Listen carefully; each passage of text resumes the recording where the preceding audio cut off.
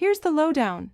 The share price of Treasury Wine Estates is currently low, so stick around because we'll unpack why this could be a value play, or why it might warrant caution.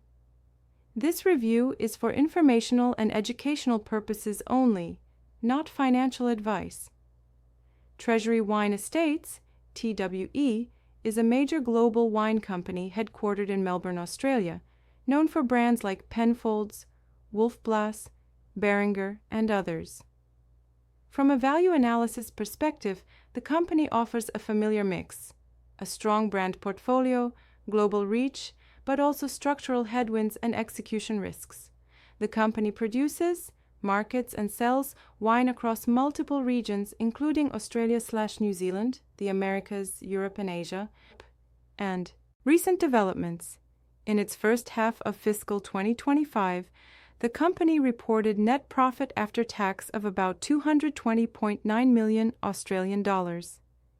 It also guided full-year earnings before interest and tax, EBITs, around $770 to $780 million Australian dollars, down from previous expectations, citing weaker U.S. shipments.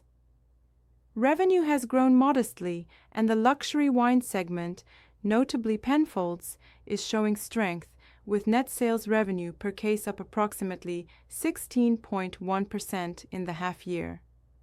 On key financials, the dividend yield is around 6.7% based on available data, and return on equity is modest, around 9.3%. Risks: the business is vulnerable to consumer demand shifts, especially at the lower-priced end of wine offerings, distribution disruptions, for example in the U.S., and macroeconomic pressures, tariffs, changing drinking habits. For example, TWE cited lower demand in the U.S. for wines priced under $15 and the exit of a major distributor in California.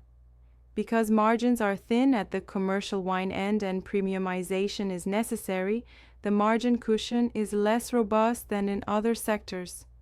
From a value lens, you might invest now because the share price reflects a lot of the trouble already. Luxury brand momentum might reward calm long-term investors. On the flip side, you might hold off because uncertainty remains high. If the luxury growth stalls or the commercial decline deepens, the downside risk is significant. The stock is down now primarily because of the earnings guidance downgrade, weak shipments in the U.S., distribution challenges, and softer demand in certain markets.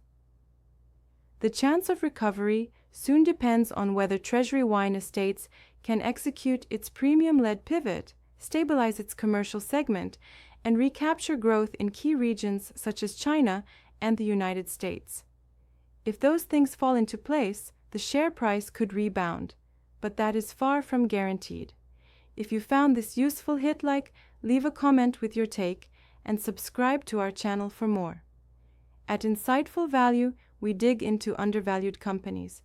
We break down the key data without the jargon, and we give you smarter insights. For deeper coverage of this company and many others, check out insightfulvalue.com. Don't forget to subscribe and visit insightfulvalue.com.